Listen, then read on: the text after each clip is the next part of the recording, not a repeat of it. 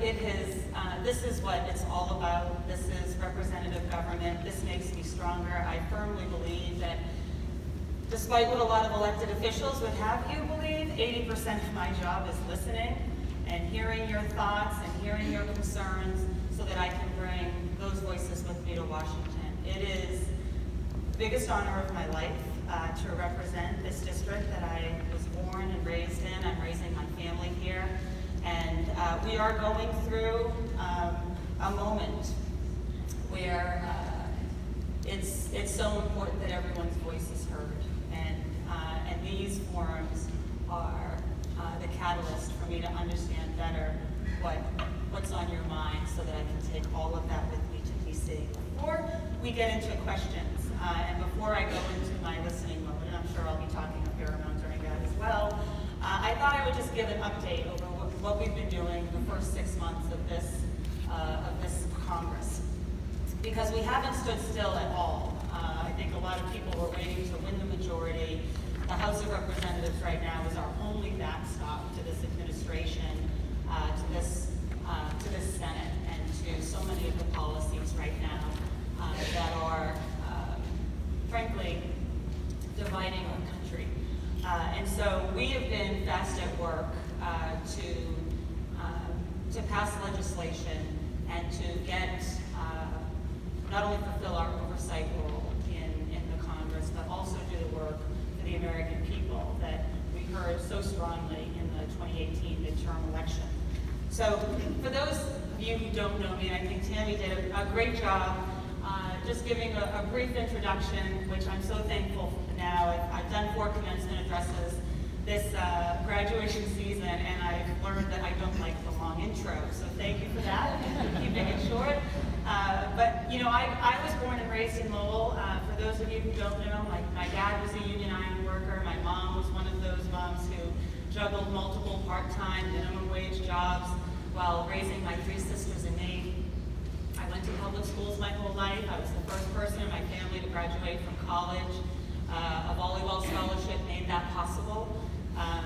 You know, I spent a fair amount of time in public service as a congressional staffer to this very district, and then I spent 13 years in the private sector, first as the only woman executive at a high-tech company in Cambridge, and then I started my own company with 2 much smarter than me, but good friends from Harvard Business School, consulting companies on how to get more women into leadership roles and into board positions across the country.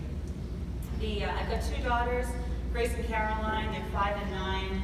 I've got 3 stepsons, Thomas, Dean, and Christian. They're 25, 22, and 20. That prepares me well enough to sit on the Education and Labor Committee because I can toggle between the benefits of universal pre-K and kindergarten and our investment in early childhood education all the way to the affordability of college and how we have to make more practical pathways to education more noble and more accessible to our young people. Speaking of the Education Labor Committee, I was told, and I wasn't surprised when I got to Washington, that this is a large incoming freshman class, and you are not going to get the 2 committees that you want. So just manage your expectations on that. And as you probably recall, when we took our oath of office, we were it was an unbelievable time. It was, for me, we were dealing with the aftermath, of the Merrimack Valley gas explosion. So, we had no choice but to hit the ground running because our phones were ringing off the hooks from businesses, small businesses, families who were still reeling from the despair that hit their community. We were also in the middle of a government shutdown, and we had a duty to reopen the government, basically divorce a policy discussion with holding our federal employees hostage to that policy discussion. So while we were working on those 2 things, also working hard to get on 2 committees that frankly are really important to the state of Massachusetts.